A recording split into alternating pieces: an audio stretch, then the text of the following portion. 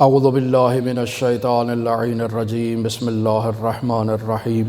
سوال ایک یہ تھا کہ انسان یہ جو اللہ کی اطاعت کرتا ہے، نماز پڑھتا ہے، اور اس نماز کے نتیجے میں انسان کے تمام گناہ معاف کر دیے جاتے ہیں۔ کل ہم نے اس کا ایک پہلو تک جواب دیا کہ درست ہے، وہ جو گناہ معاف کر دیے جاتے ہیں وہ حقوق اللہ ہیں، حقوق العباد۔ انسان نے خود جو ہے وہ ان افراد کی خدمت میں جانا ہے اور ان سے معافی کا تقاضا کرنا ہے۔ اگر کسی نے اپنے والدین کو تکلیف پہنچائی ہے تو والدین سے معافی اور حلالیت کا تقاضا کرے۔ اگر انسان نے دوستوں کو، ہمسایوں کو،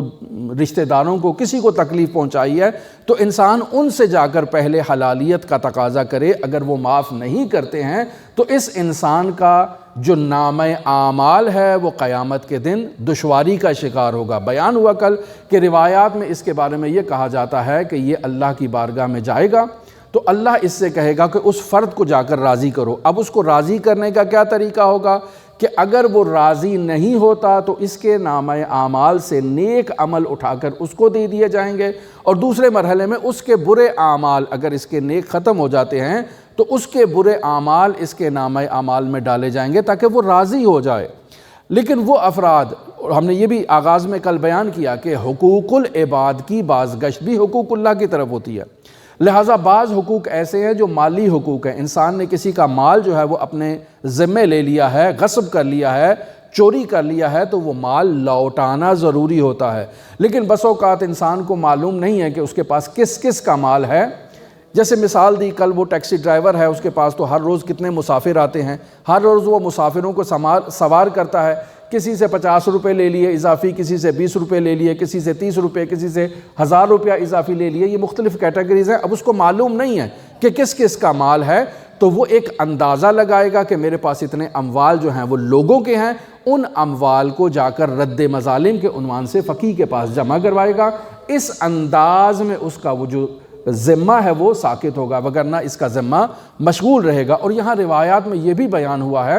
کہ وہ افراد کے جو واقعاً اللہ کی بارگاہ میں صالح ہیں، واقعاً اللہ کی بارگاہ میں انہوں نے توبہ اختیار کی ہے، اپنے دل کی گہرائی سے اللہ کی بارگاہ میں توبہ اختیار کی ہے، لیکن وہ ان افراد کو راضی نہیں کر سکے جن کے حقوق ان کے ذمے تھے۔ اب وہ یا افراد فوت ہو چکے ہیں، اس وجہ سے ان کو راضی نہیں کر سکے، یا وہ افراد خود عناد کی وجہ سے، دشمنی کی وجہ سے اس سے راضی نہیں ہو رہے ہیں، تو ایسے افراد کو خداوند متعال قیامت کے دن ضروری نہیں ہے کہ ان کے نامہ اعمال اٹھا کر ادھر منتقل کیے جائیں، بلکہ خداوند متعال اس کے انہی اعمال کے نتیجے میں قیامت کے دن ان لوگوں کو اتنی خیرات عطا کرے گا کہ وہ راضی ہو جائیں۔